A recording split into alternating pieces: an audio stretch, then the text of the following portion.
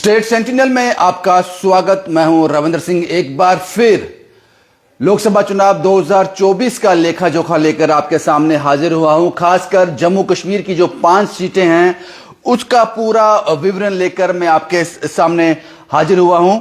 सबसे पहले बात कर लेते हैं उधमपुर कठुआ सीट की, जहां से जितेंद्र सिंह लगातार लीड बनाए हुए हैं। 78,642 वोटों से अभी भी डॉक्टर जितेंद्र सिंह अपने प्रतिद्वंदी कांग्रेस के चौधरी लाल सिंह से आगे चल रहे हैं। एक बार फिर सुन लीजिए, उधमपुर कठुआ सीट से डॉक्टर जितेंद्र सिंह लाल सिंह से 78,642 वोटों से अभी भी आगे चल रहे हैं। वहीं दूसरी ओर बात करते हैं जम्मू रियासी सीट की, तो यहां पर लगातार शुरुआती दौर से ही युगल किशोर शर्मा अपने प्रतिद्वंदी कांग्रेस के रमन बल्ला से लगातार बढ़त बनाए हुए हैं और यह बढ़त अब 1,27,426 वोटों की हो गई है। एक बार फिर सुन लीजिए, जम्मू रियासी सीट से युगल किशोर शर्मा रमन बल्ला से लगातार बढ़त बनाए हुए हैं। भारतीय जनता पार्टी कांग्रेस से लगातार बढ़त बनाई हुई है और युगल किशोर शर्मा की ये जो लीडिंग है ये 1,27,426 वोटों से जिस वक्त मैं बात कर रहा हूं वो आगे चल रहे हैं। उसके साथ ही बात करते हैं दूसरी कॉन्स्टिट्यूएंसीज की। अनंतनाग राजौरी कॉन्स्टिट्यूएंसी से शुरुआती दौर से सुबह से ही मियां अल्ताफ अहमद लगातार बढ़त बनाए हुए हैं और ये बढ़त अब 2,17,402 वोटों से वो आगे चल रहे हैं महबूबा मुफ्ती से। तो जाहिर सी बात है, मियां अल्ताफ जो हैं उनको अगर विनर घोषित कर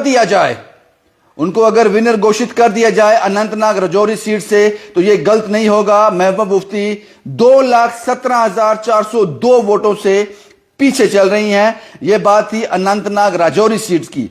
उसके बाद बारामूला सीट से भी लगातार इंजीनियर रशीद, अब्दुल रशीद शेख साहब, जिनको हम इंजीनियर रशीद भी कहते हैं, लगातार नेशनल कॉन्फ्रेंस के उमर अब्दुल्ला से 1,28,441 वोटों से आगे चल रहे हैं।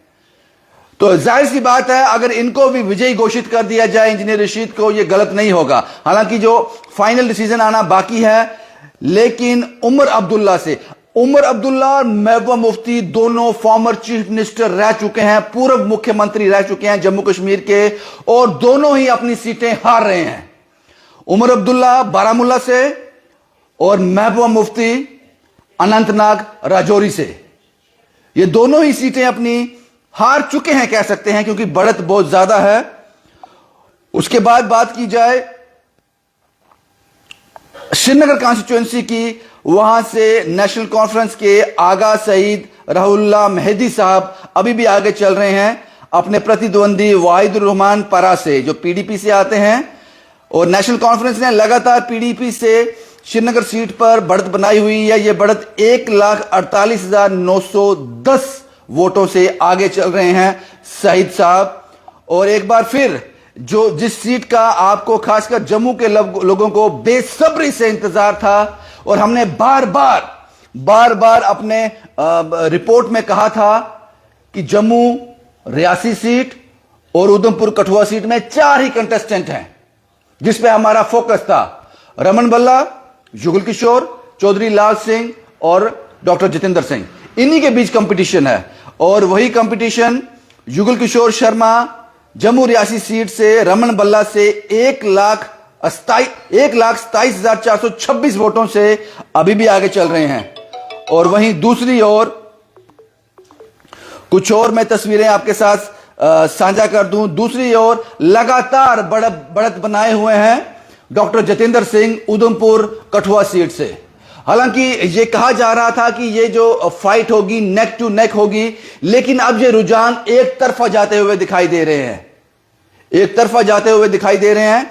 तो जाहिर सी बात है, ओवरऑल पूरे लोकसभा चुनाव 2024 की बात की जाए, भारतीय जनता पार्टी को इस चुनाव से जरूर नुकसान हुआ है। जो प्रदर्शन उनका 2019 में रहा है उससे कहीं गिरावट पर रही है बीजेपी और एनडीए के समर्थन के साथ जो सीटों का आंकलन 295 से 300 के बीच रह रहा है, लेकिन अकेले भारतीय जनता पार्टी की बात की जाए तो वो बहुमत तक भी नहीं पहुंच पाई है। लेकिन जो उनके साथ ग्रुप ऐड हैं, जिसको हम एनडीए कहते हैं, वो सब साथियों को मिलाया जाए तो ये आंकड़ा अभी 295 और 300 के बीच बैठता है। और वहीं दूसरी ओर इंडिया गठबंधन की बात की जाए 228, 230, 235, 225 और 235 के बीच ये आंकड़ा अभी जिस वक्त मैं आपसे बात कर रहा हूं इस वक्त बैठ रहा है। अब ये चंद घंटों की बात है कि क्या सामने आएगा।